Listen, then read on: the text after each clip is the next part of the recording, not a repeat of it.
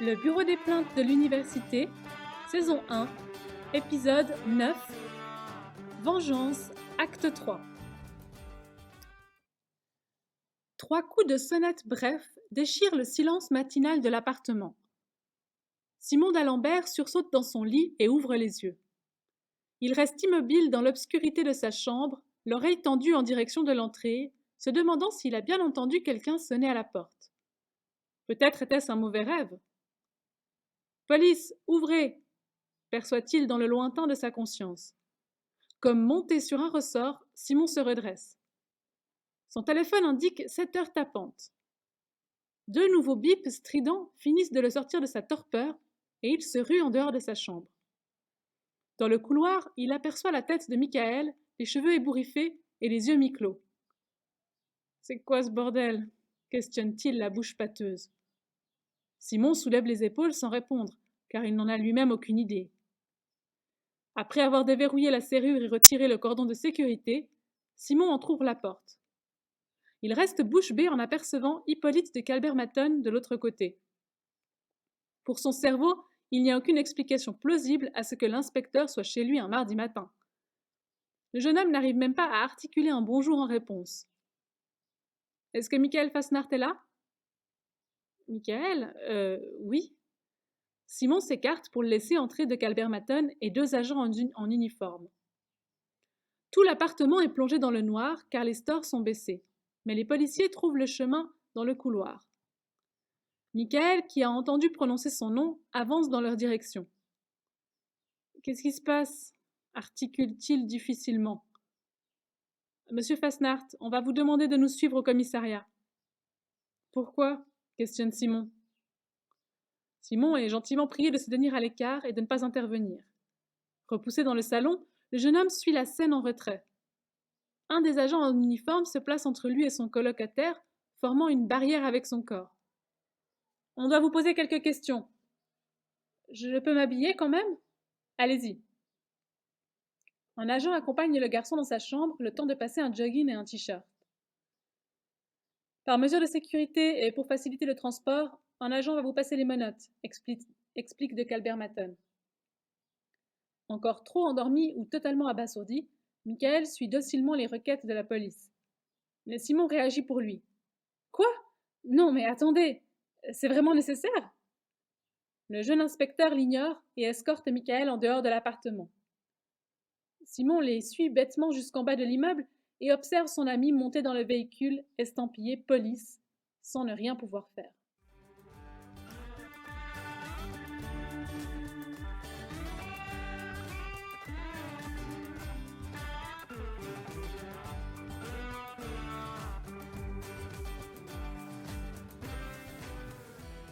Nina est debout depuis 6h30 car cela fait une dizaine de jours maintenant qu'elle s'est mise en mode examen de fin d'année. Ses journées sont chronométrées autour de son travail, chaque moment de pause est mis à contribution pour relire ses cours ou retaper ses notes, et ses soirées se terminent souvent tard à la bibliothèque. Ce matin, elle a prévu de voir une copine pour qu'elle lui explique les différences entre plusieurs courants sociologiques. Elles se sont donné rendez-vous à la cafétéria pour gagner du temps et prendre leur petit déjeuner tout en révisant. Mais au moment de sortir de sa chambre d'étudiante, située au 2e étage de la résidence Elsa Cameron, elle tombe nez à nez avec son frère qui monte 2 à 2 les marches de l'escalier. « Simon » s'étonne-t-elle. « Qu'est-ce que tu fais là ?»« C'est Michael » annonce-t-il, essoufflé par sa course. « Il a été arrêté par la police tout à l'heure. »« Quoi ? Mais qu'est-ce qu'il a encore fait ?»« Je n'en sais rien. De Kalbermatten s'est pointé chez nous pour l'emmener au commissariat. Ils l'ont menotté et tout. » « Comment c'est possible ?» essaye de comprendre la jeune fille. « Tu penses que c'est grave ?» ?»« Aucune idée. Je voulais t'en parler en premier et te demander si… » Une fille les salue en passant sur le palier du dessus, une serviette et un shampoing dans les mains. Simon se met à chuchoter. « Tu voulais m'accompagner au commissariat ?» Nina ne réfléchit même pas et accepte tout de suite. Tant pis pour la sociologie. Leur ami a besoin d'aide et c'est dorénavant sa priorité.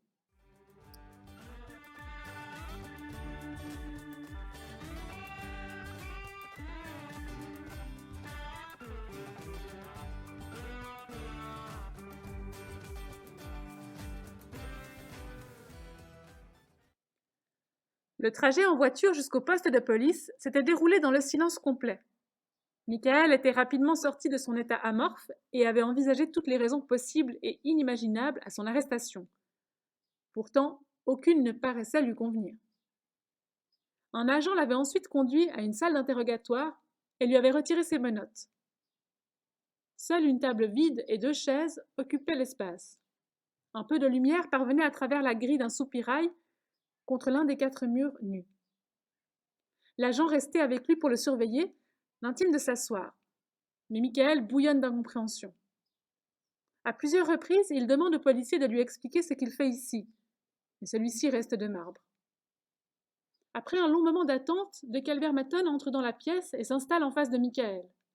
« Merci de votre patience », s'excuse-t-il auprès du jeune homme.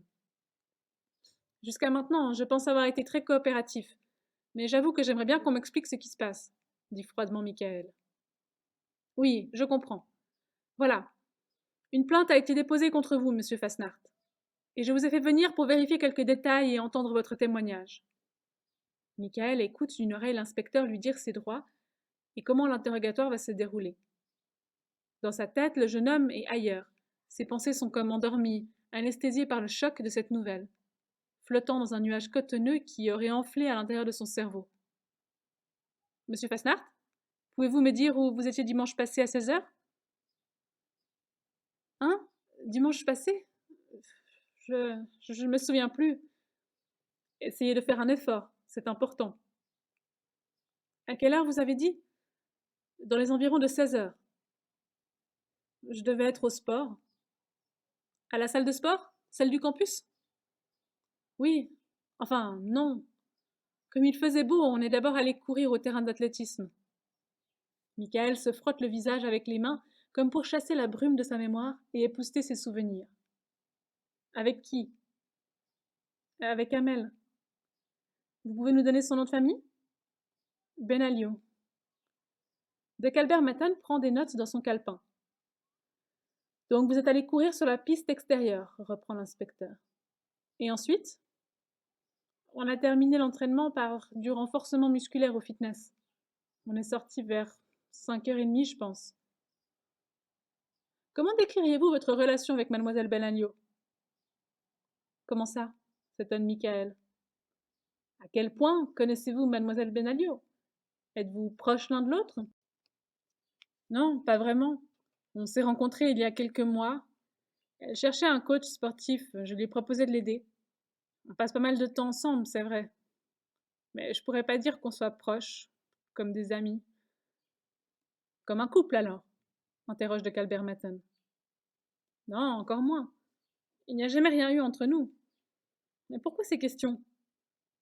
Le téléphone de Calvert-Matton sonne dans sa poche. Il en consulte l'écran avant de répondre. Simple routine. Donc selon vous, il n'y a aucune ambiguïté dans votre relation avec mademoiselle Benalio ? Comme je viens de vous le dire, non. L'inspecteur ferme son calepin et se lève. Je dois m'absenter quelques instants. Est-ce que je peux m'en aller ? Je reviens vous voir tout à l'heure. Un agent va vous apporter quelque chose à boire. À nouveau, Michael se retrouve en tête-à-tête avec son surveillant muet.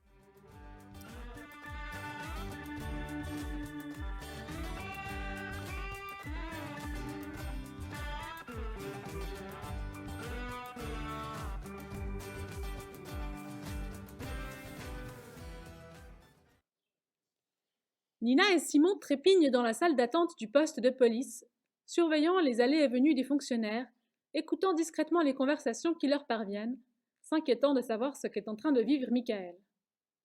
L'employé de l'accueil les garde à l'œil depuis son bureau, un véritable rapace fixant sa proie du regard. Même lorsqu'elle répond au téléphone ou aux demandes des visiteurs, le frère et la sœur sentent son radar posé sur eux. Il faut dire qu'ils n'ont pas été tendres avec elle en débarquant comme 2 furies au commissariat. Pendant un quart d'heure, ils n'avaient pas voulu quitter leur place et avaient réclamé des nouvelles de leur ami et exigé de parler à l'inspecteur Hippolyte de Calbert-Matton. Finalement, l'obstination du vautour avait gagné et ils avaient accepté de s'asseoir en attendant qu'on veuille bien les recevoir. « Ça fait bientôt 1 demi-heure qu'on poireaute ici, » s'exaspère Simon, « et personne ne nous dit rien. » « J'ai une idée, » tressaute Nina. La jeune fille sort son téléphone, tapote sur l'écran et le porte à son oreille. Bonjour, inspecteur, articule-t-elle. C'est Nina d'Alembert. Il faut que je vous parle. C'est urgent. Rappelez-moi dès que vous aurez ce message. S'il vous plaît. Merci d'avance. Simon la félicite du regard. J'aurais essayé, explique-t-elle. On verra ce que ça donne. L'audace de la demoiselle s'avère payante, puisque 5 minutes plus tard, De Kalbermatten apparaît à la réception. Nina saute de sa chaise et l'interpelle. Ah, vous êtes là, répond-il. J'allais vous passer un coup de fil. Qu'est-ce qui se passe? C'est plutôt à nous de vous demander ce qui se passe, rétorque la jeune femme. Où est Michael? Pourquoi l'avez-vous appréhendé? L'inspecteur fait un pas en arrière et se referme sur lui-même. Et une enquête est en cours, je ne peux rien vous dire. S'il vous plaît, inspecteur, supplie Simon. Vous nous connaissez bien, et il s'agit de mon meilleur ami. Ce n'est pas n'importe quelle enquête. Au bout de quelques secondes, Hippolyte craque devant les mines abattues mais sincères des deux jeunes. Il les mène à l'écart et chuchote. Je ne suis pas censé vous en parler, mais on est en train d'interroger votre ami au sujet d'une plainte très grave. Une certaine Amel Benalio l'accuse d'agression sexuelle. Nina porte sa main à sa bouche et ouvre de grands yeux. Quoi? S'écrie Simon. Mais c'est impossible! Écoutez-moi, souligne de Kalbermatten, je vous conjure de ne pas vous mêler de cette affaire. Laissez-moi m'en occuper, ou cela pourrait porter préjudice à votre ami, croyez-moi. L'inspecteur leur fait jurer de rester en dehors de ça et s'éclipse.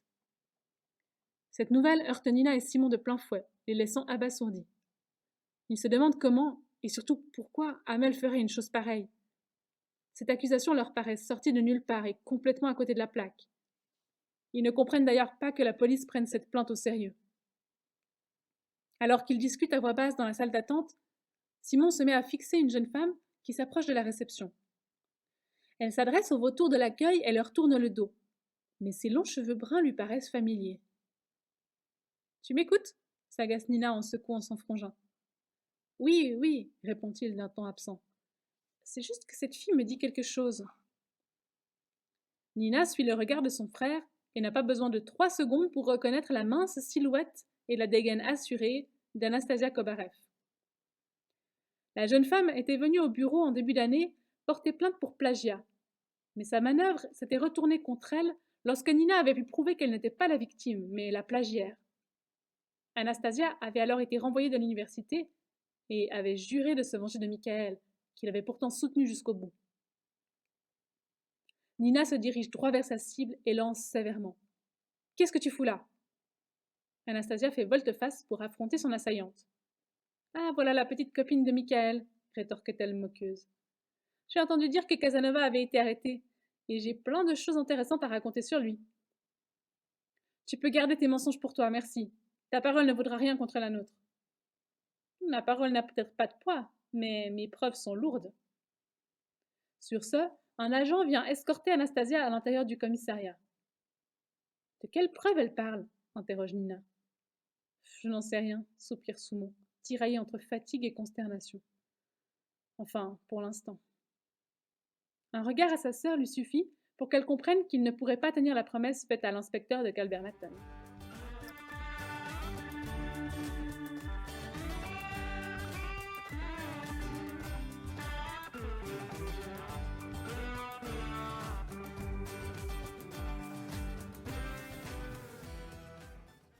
Après avoir quitté le commissariat, aux alentours de 10 heures, Nina raccompagne son frère jusqu'à son appartement. Elle n'a pas cours ce matin et se sent incapable de se concentrer sur ses révisions. Tant pis, son planning de travail attendra. En arrivant dans l'appartement toujours plongé dans le noir, la jeune fille s'attelle à ouvrir les stores et à aérer la pièce. Le soleil illumine soudainement le salon et découpe des rectangles lumineux sur les murs. Simon est dans la cuisine et cherche de quoi préparer un petit déjeuner.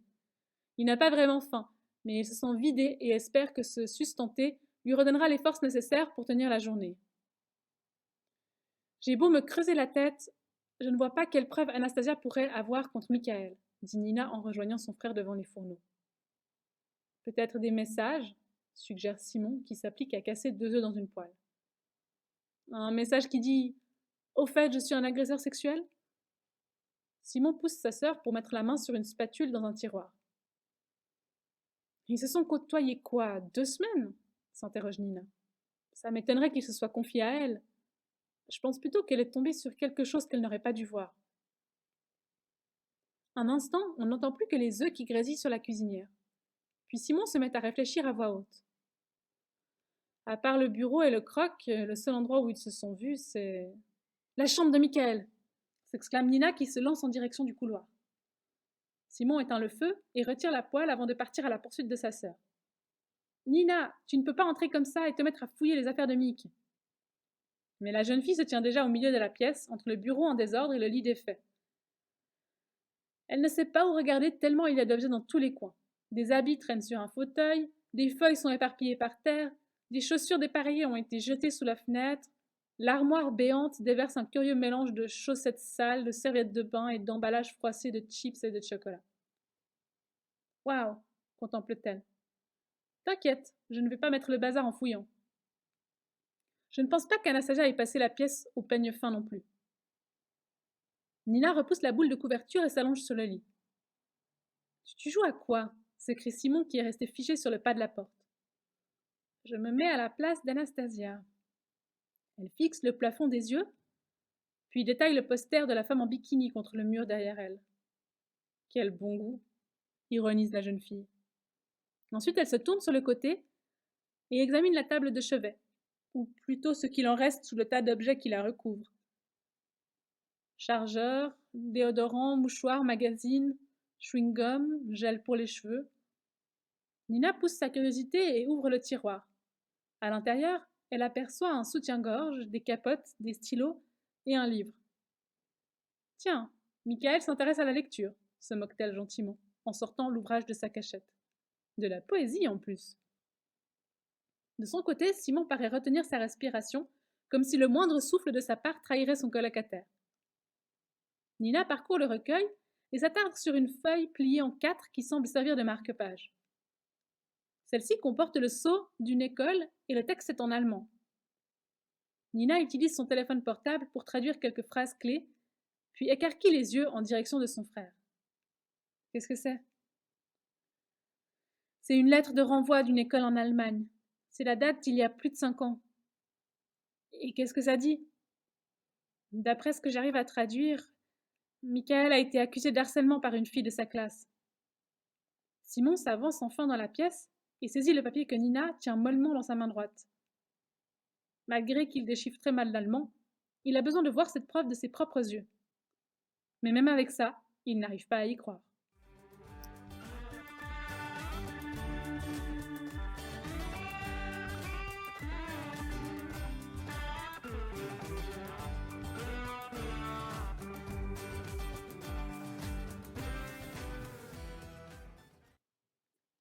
Le frère et la sœur avaient été incapables d'avaler les œufs brouillés qui avaient refroidi dans la cuisine. Ils avaient par contre fait le plein de café, et Nina avait proposé de passer par la cafétéria du campus pour acheter des muffins qu'ils mangeraient en chemin pour le bureau des plaintes. Bien qu'il n'ait pas le cœur à travailler, il devait assurer la permanence du bureau l'après-midi. Heureusement, la journée est calme et à part de la paperasse, personne ne vient les déranger. L'ambiance est d'autant plus tranquille, voire morne, en l'absence de leurs collègues, qui a pour habitude de fanfaronner, chantonner et discutailler au travers de la pièce. Nina essaie vainement de reprendre ses révisions, mais elle ne peut s'empêcher de laisser partir son esprit vers Michael. Où est-il en ce moment ? Probablement au commissariat, dans une cellule peut-être. Va-t-il être relâché dans les heures qui suivent, ou vont-ils le garder plusieurs jours ? Et cette Amel, pourquoi l'accuserait-elle à tort ? Il s'est peut-être passé quelque chose entre eux. Qu'a-t-il bien pu faire ? Est-il coupable de ce qu'on lui reproche ?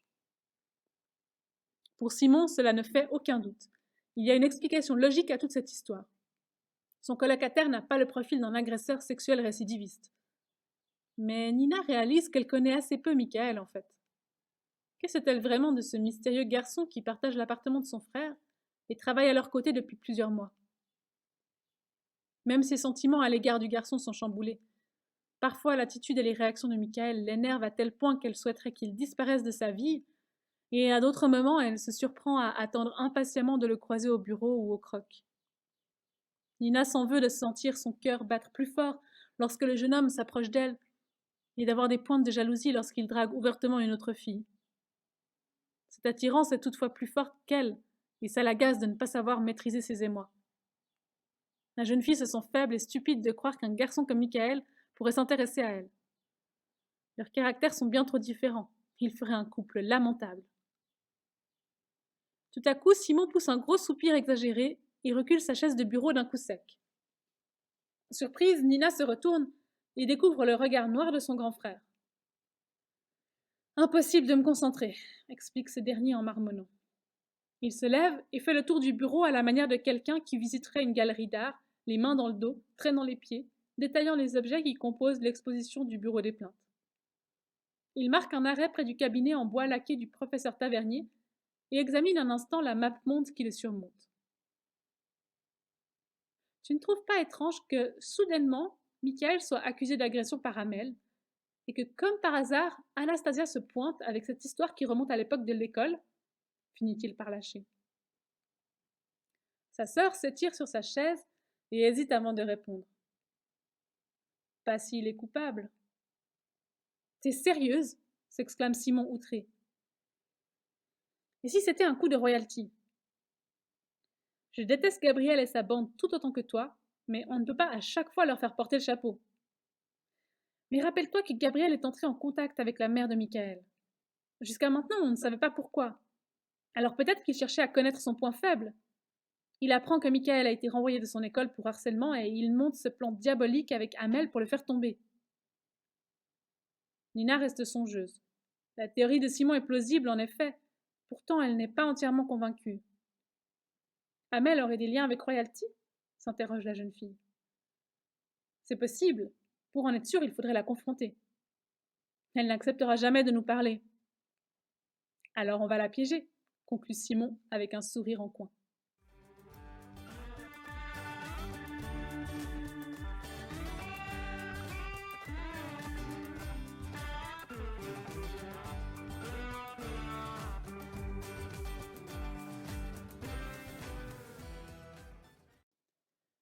En fin de journée, l'inspecteur de Calbert Maton prend la décision de laisser Michael rentrer chez lui. Il a interrogé le jeune homme plusieurs fois au cours de ces 9 dernières heures sans obtenir d'aveu. Le discours de l'accusé est cohérent et ses réactions lui paraissent honnêtes. Le policier l'a confronté au récit d'Amel Benalio et l'a questionné au sujet de cette précédente plainte déposée contre lui 5 ans auparavant. Mais l'attitude de Michael l'amène à conclure que soit le garçon est un excellent acteur, soit il est innocent.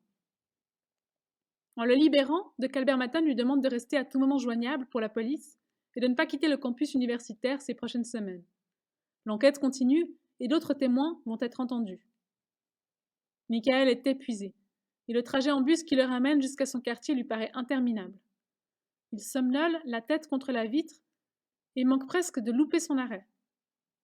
Toute la force qu'il lui reste se concentre dans les efforts qu'il fait pour rejoindre son appartement, et il est incapable de réfléchir à ce qui vient de lui tomber dessus. En insérant la clé dans la serrure, il se rend compte que la porte n'est pas verrouillée. Alors qu'il fait route directe vers sa chambre, une voix appelle depuis le salon. « Simon, t'es déjà de retour ?» La tête stupéfaite de Nina apparaît à l'autre bout du couloir. Michael réalise que c'est la dernière personne qu'il a envie de voir à ce moment donné. Dans son état, il a l'impression d'être un zombie qui n'a pas pris sa douche depuis des siècles. Sa tenue vestimentaire ressemble à celle d'un jogger qui aurait passé la nuit dans la forêt, et il se sent incapable d'aligner des mots pour faire une phrase. Il aurait donné n'importe quoi pour pouvoir se transposer instantanément dans son lit. Pourquoi faut-il que soit toujours fourré chez eux au mauvais moment? « Michael, ils t'ont enfin relâché !» se réjouit Nina. Cette dernière semble tellement ravie de le voir que le garçon décide de lui accorder 5 minutes de sa présence. Il s'avance jusqu'au salon et se laisse couler dans le sofa. « Simon est allé faire des achats, » explique-t-elle.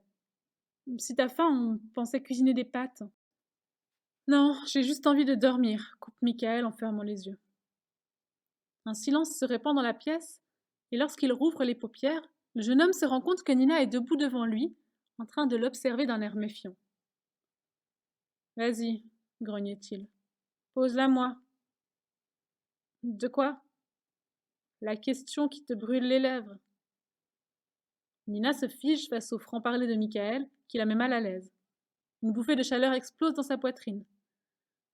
Finalement, elle murmure sans conviction. « Est-ce que c'est vrai ?» Patientant jusqu'à ce que Nina relève la tête, Michael soutient son regard et articule lentement. Je n'ai jamais fait ce dont on m'accuse, ni à Amel, ni à qui que ce soit d'autre, ni cette année, ni dans le passé. Un poids semble se libérer des épaules de Nina, qui relâche sa respiration. Michael ne la quitte pas des yeux. Mais si même toi tu doutes de moi, comment je veux faire pour convaincre la police?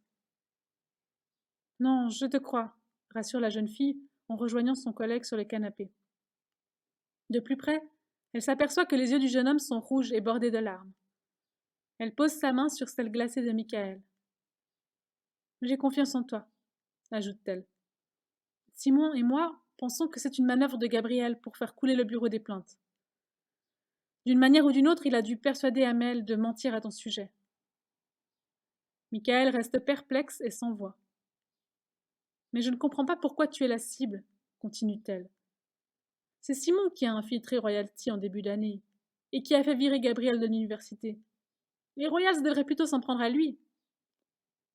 Sa remarque a l'avantage de faire sourire Michael. Simon, accusé d'harcèlement par une fille? Ce serait pas très crédible, ricane-t-il. Tu crois? Bah, étant donné son attirance pour les... Michael suspend sa phrase devant l'expression déconcertée de Nina. Attends, continue-t-il avec des pincettes. T'es pas au courant? Où est-ce que tu veux en venir? S'exaspère la jeune fille. Pour moi, c'est évident que ton frère est gay.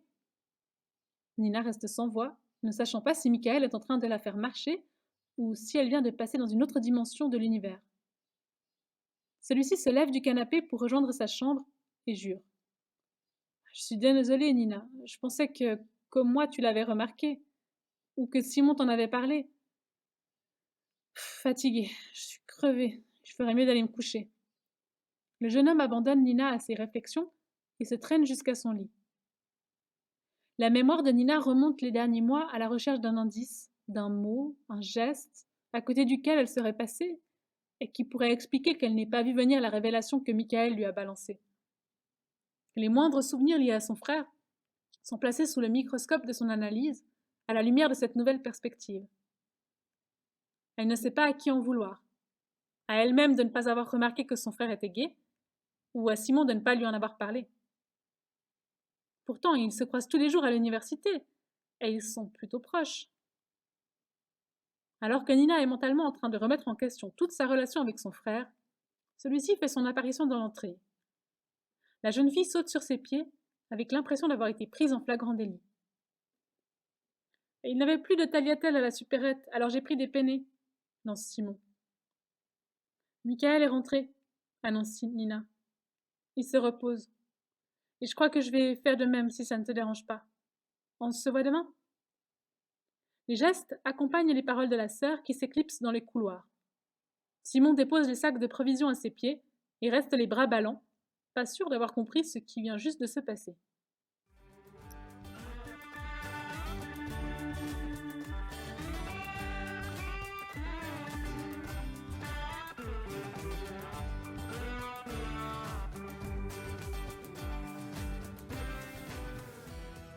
Le professeur Tavernier avait lui-même exigé que Michael prenne un congé prolongé pour se remettre de l'interrogatoire, et le jeune homme avait hiberné à l'appartement pendant 3 jours.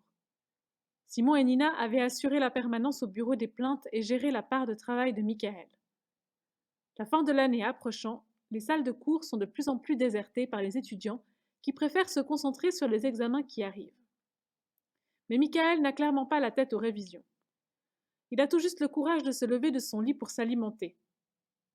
Cependant, après plusieurs tentatives infructueuses, Simon arrive à le convaincre de le rejoindre au croc pour boire un verre un jeudi soir. Michael fait donc un effort surhumain pour passer sous la douche et enfiler un jean et un t-shirt. Une fois sa casquette vissée sur sa tête, il rejoint à pied le campus universitaire. Simon est installé au fond du pub lounge derrière la table de billard, un endroit tranquille et à l'abri des regards. Les 2 colocataires n'ont pas abordé le sujet délicat de l'arrestation de Michael depuis son retour à la maison. À vrai dire, ils n'ont pratiquement pas échangé plus de 4 phrases en l'espace de 3 jours. Heureusement, il n'est que 17h30 et le croc n'est de loin pas plein à craquer. Michael s'arrête au bar pour saluer ses collègues et se faire servir une chope de bière.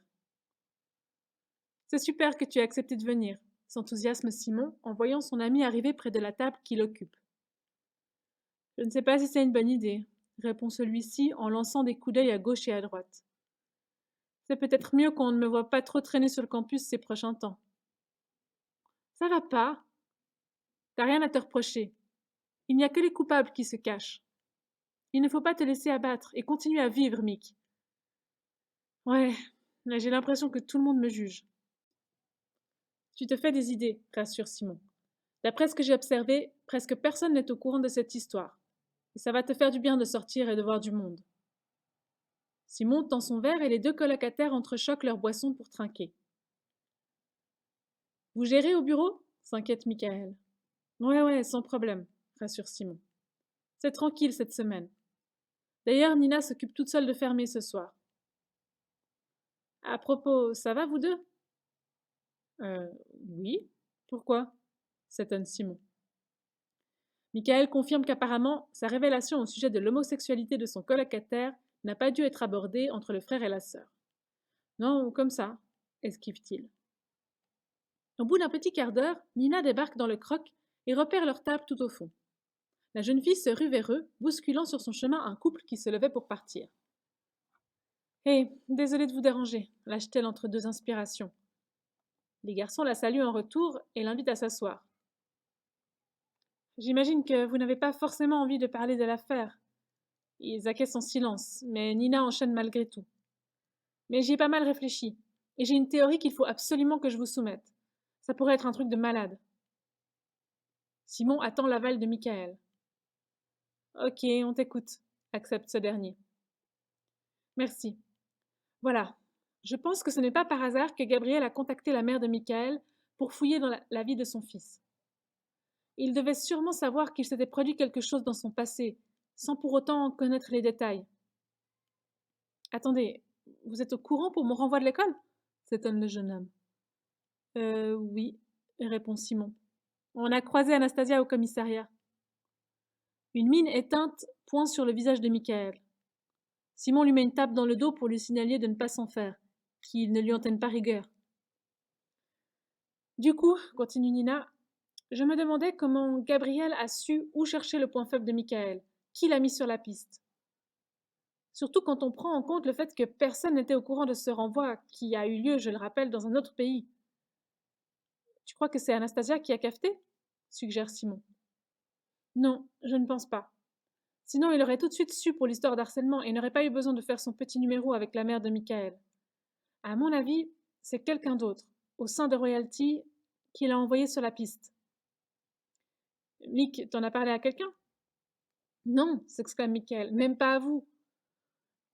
Est-ce qu'une autre personne qu'Anastasia aurait pu tomber sur cette information? Je ne vois pas qui. C'est bien ce que je pensais, affirme Nina. Seulement, je crois que quelqu'un d'autre s'est posé des questions sur le passé de Michael. En faisant du rangement il y a quelque temps, je suis tombée sur son dossier de candidature pour le poste au bureau des plaintes. Exaspéré, Michael se dresse dans son fauteuil. Tu as mis ton nez dans mon dossier? C'était par hasard, se défend-elle. Sister, il faut vraiment que t'arrêtes de fouiner partout, concède Simon. Ça te retombe dessus à chaque fois. Vous avez raison, accepte la jeune fille. Mais attendez de savoir où tout ça nous mène, et vous me remercierez peut-être. Sceptiques, les deux garçons décident d'écouter l'argumentation de leurs collègues jusqu'au bout. Dans la marge de ton curriculum vitae, le professeur Tavernier avait noté le changement d'école et voulait en vérifier la raison. Et si c'était lui qui avait regardé Gabriel? Pourquoi aurait-il fait ça? Interroge Michael. Pour aider Royalty? Tu penses que Tavernier est un royal? S'écrie Simon. Réfléchissez à tout ce qui s'est passé cette année, propose Nina. Ses absences continues, sa réaction étrange lorsque Karl nous a contactés en septembre pour se plaindre de Royalty, son manque de soutien auprès de nous depuis le départ de Gabriel. Petit à petit, Simon et Michael commencent à voir où Nina tente de les emmener. Les agissements du professeur leur paraissent tout à coup très suspects, en effet. Cela expliquerait pas mal de choses, confirme Michael. Et le jour où l'on a identifié Gabriel comme étant le chef de Royalty, Tavernier avait laissé une enveloppe à son attention. J'avais trouvé ça bizarre à l'époque, car il ne nous transmettait jamais de courrier. Toute communication se faisait par email ou de vive voix quand on arrivait à le croiser. Les trois collègues se dévisagent en silence. Puis Simon se penche en avant et murmure.